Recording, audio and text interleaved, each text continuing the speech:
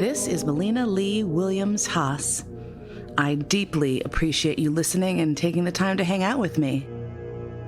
I will be addressing issues of life, the universe, and everything that are often bogged down and mired in shame and grief, and talk about how they can be repackaged to be useful and gorgeous and fucking awesome for you. So sit back and relax, or you know what? Sit up and freak out. However you prefer to listen. Let's go.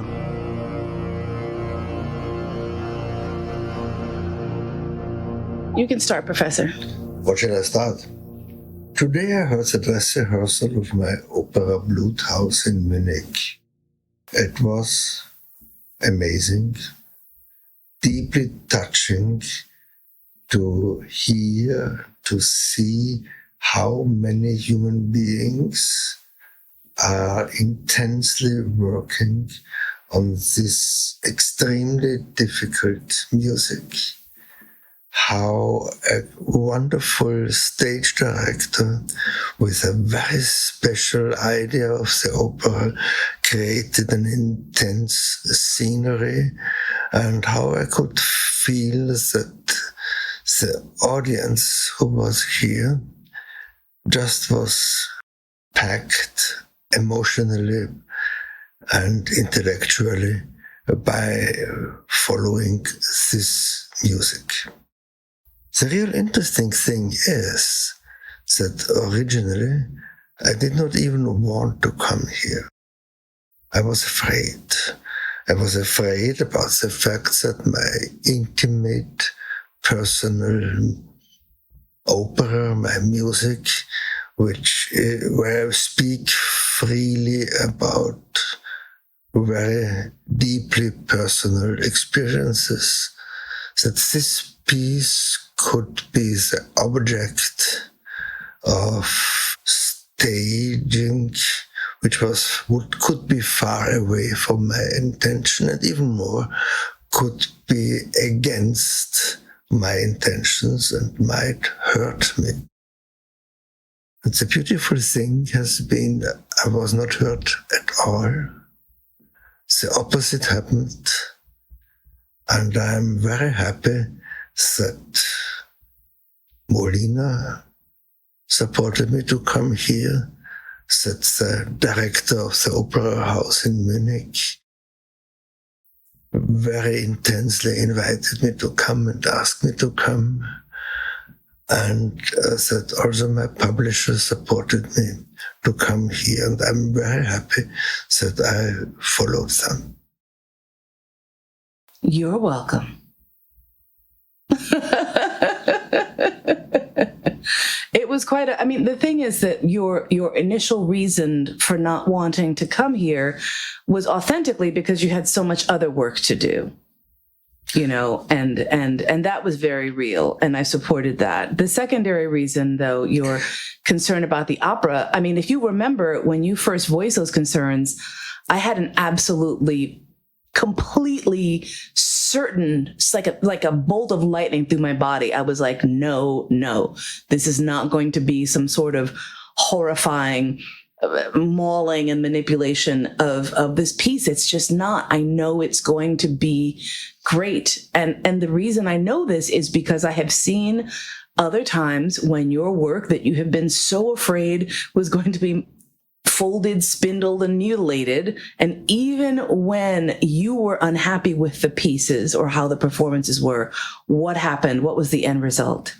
In sometimes, not in all of this times. Most of them? In some times, most infinity? And sometimes the audience still loved the piece. And this maybe were the most horrifying experiences of mine. I would love to boo against the orchestra. I would run out full of shame about this horrible destruction of my work. And the audience, run out in shame. And the audience gave me standing ovations. And they think, you don't know what you are doing. You have not heard the piece. And sometimes I really had the feeling, why do I composing so detailed? Even if people ignore what I have written, still it is a success. But then I think it was Molina who opened my mind for this. I said, okay, even if your music is badly performed, there still is something, a kind of a fire which jumps over to the audience.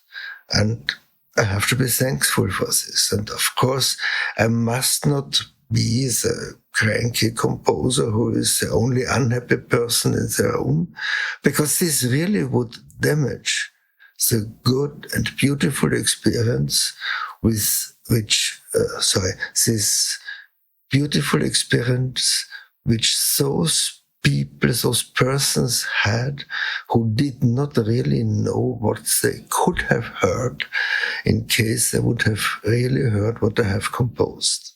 I mean, the reality is that there is a core to what you have written that can't be broken.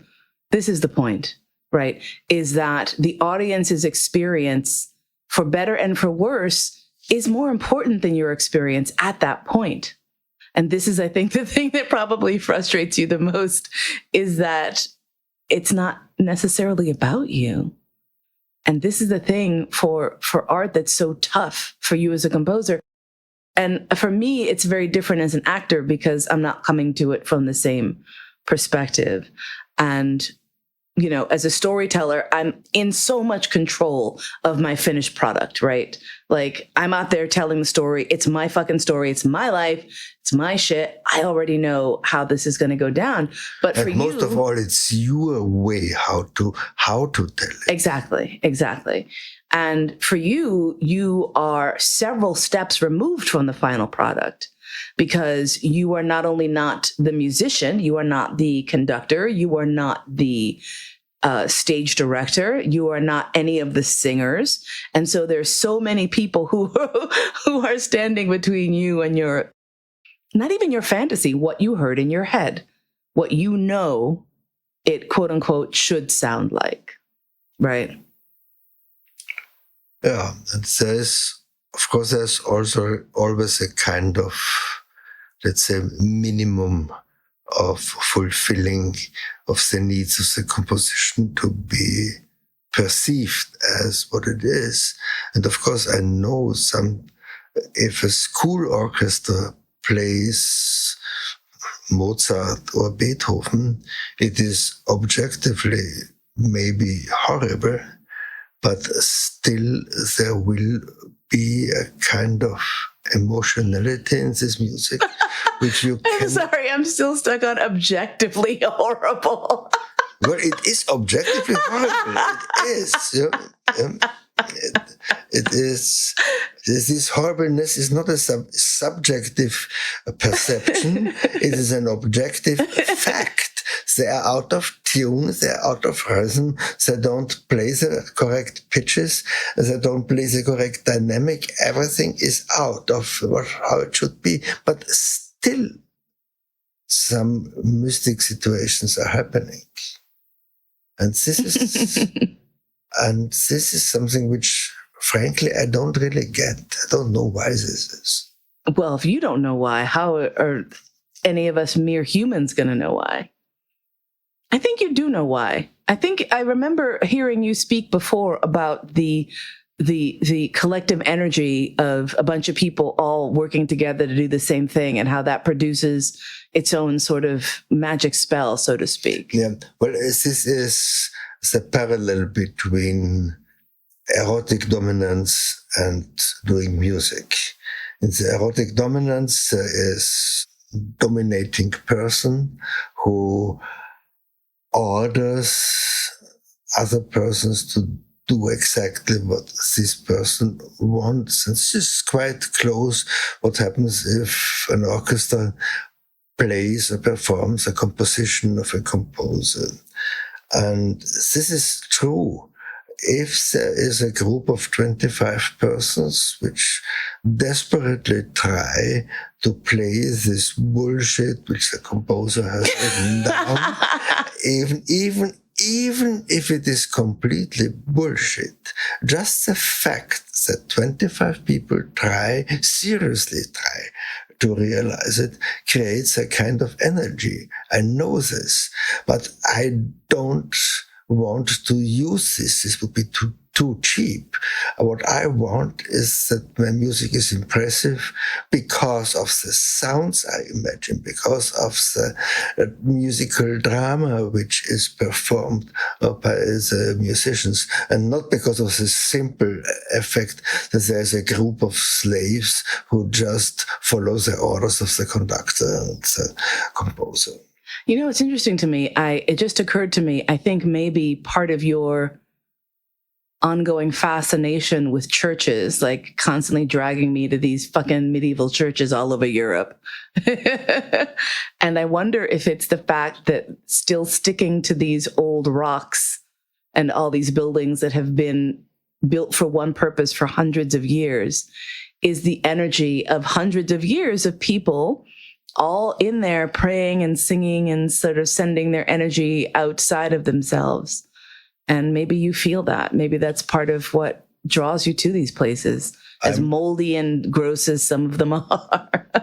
Well, I'm sure that this is a part, but there's another thing too. Mm-hmm. If I'm really attracted to churches which are built before, let's say, 1450. Okay. This is Romanic churches, is earlier Gothic churches. And by chance, or not by chance, this is the time before colonialism was developed. Mm. And I believe in these old medieval churches is something, well, it is, I would not call it innocence, because these societies in the medieval ages in Europe were yeah, the church was clearly pulling some bullshit at the time as well. Yeah. Because there was an incredible poorness, and also people consciously kept without knowledge of anything, and they made them having the fear of the last judgment, and they really believed that after their death they will ask about their sins, and if they have had too many sins, they will be tortured in hell for undefinite long time, and they were deeply afraid of this, and this made people just functioning as the structures of the society wanted them to function. Yeah. This is horrible, but there also was this very small minority of educated people who really believed in the spirituality. And during that time, also the, let's say, the technological avant-garde and the spirituality of the monasteries were very close together. The monasteries were not only the centers of praying and of music and of paintings. There were in many places also centers of creating new types of factories, new types of production, new types of agriculture. And there's a fascination in this, which I really deeply feel until today. Even though some of them smell very moldy. Now, here's my question. What time frame does that one church, my favorite one, the Bony Church in Kutná-Hora in Czech Republic, is that prior to? This church he has everything constructed on bones. And this is so fascinating for Molina that she even forgives that this church was built after colonialization time. Because it is for me. It's much later. It is much later. Okay, that's fine. That's fine. No, well, for me, of course, the fascination is my absolute phobia about death. So being surrounded by such vivid reminders of death as, dozens of thousands of bones as are in this ossuary / chapel in the countryside in Czech Republic. And if you can check this out, oh my God, Kutná, it's amazing. It's so freaking cool. And I was so glad. I think that might have been the first thing in Europe that I got to show you that you had not been to before I had. That's true, because I never was connected with such a necrophiliac. It's not a necrophilia. I don't want to have sex with the bones. Not sex, but just fun. No, I don't want to have fun with them either. It's scary. It's just, God. Yeah, okay. But the cool thing about this church, this place, is that when I was a little kid, I saw a National Geographic show that included a segment on this ossuary in the Czech Republic. And, you know, you see photos of it, and it's just this little chapel that's decorated literally with human bones of people who had passed away during the Black Plague, when they were just burying bodies in the ground to the point where they were skeletonized and then pulling them back up and then putting new dead bodies in there. And when I was a little kid, I was like, oh my God, I'm totally going to go see that. And then completely forgot about it. I would occasionally remember it, but then couldn't remember where it was, or if I had even dreamed it, or whatever, you know. And this was before the internet for all you kids out there. And so you had to have, you know, some piece of information to go and do any research on it. And then when I was in my 30s, I took a month off of work, and I just sort of wandered around Europe. And one of the places that I went to was Prague, and I was staying at a hostel.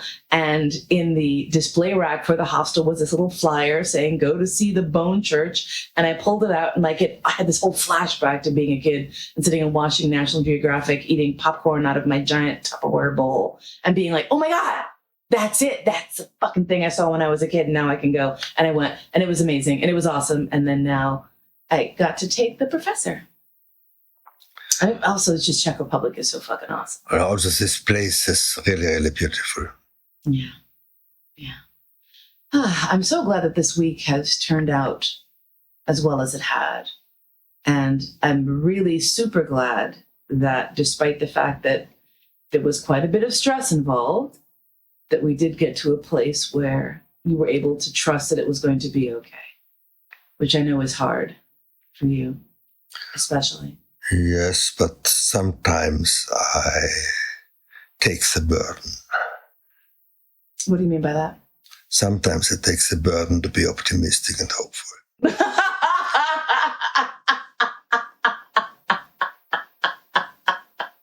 It is such a heavy load to bear for you, fucking Austrian.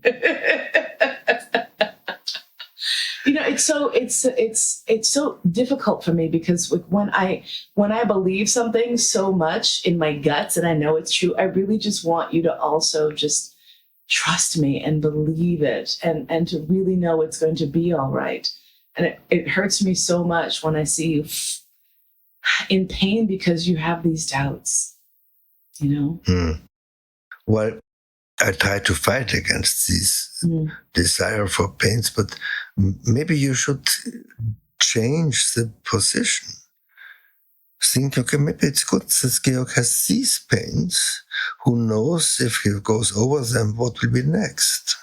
What does that mean? Wait for tomorrow. What is that supposed to mean? Like, I literally don't know what you're... Wait for my pains, which we'll have tomorrow. Oh, God, come on. And I'm absolutely sure tomorrow it will be as amazing as today's evening has been. Really. Thank you, darling. That's all I want. I just want the thanks and the accolades for, like, me sweating my balls off all the time, trying to keep your shit together when I can barely keep my own together. Because for real, the past month has been unbelievably fucking exhausting. Well, but also we had unbelievably beautiful experiences. Thank you, darling. Yeah. Which is great. The beautiful experiences are great, but the exhaustion is also really very real. Well, you will enjoy, I'm sure you will enjoy, we both will enjoy the days in Slovenia, in the forest, with plenty of nature, which you love so much, I know, darling. Yeah. Well, I mean, the place that we stayed in, I mean, I think the main thing for me is that all of these places are really, hopefully, places that you enjoy being and that you like to be. And the logistics of getting us to and from these places is deeply stressful. And the issues that come up, because no place is going to be without issues, it's a lot. It's a lot. But it is a rich life.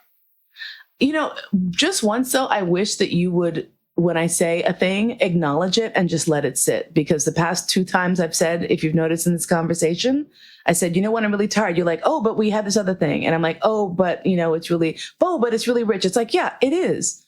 But also sometimes it would be really helpful to me if you heard when I said something was exhausting for me or tiring for me or a lot for me and just acknowledged it versus trying to, I don't know. What is your point of saying, oh, but there's also this other stuff? What is your intention? Because I want to help you not to fall into the Austrian negativity. Okay. I don't fall into things that are like you do. I just need to have the fact that I have stress acknowledged by you. And what I really acknowledge is how much you are doing to make this life possible. And of course, in many moments, you are exhausted, tired, frustrated. And I see it. What I try is to make our life in a way that at the very end, the light is stronger than the darkness. I think that is true. I would definitely agree with that. I love you, darling. I love you, Mr. Professor.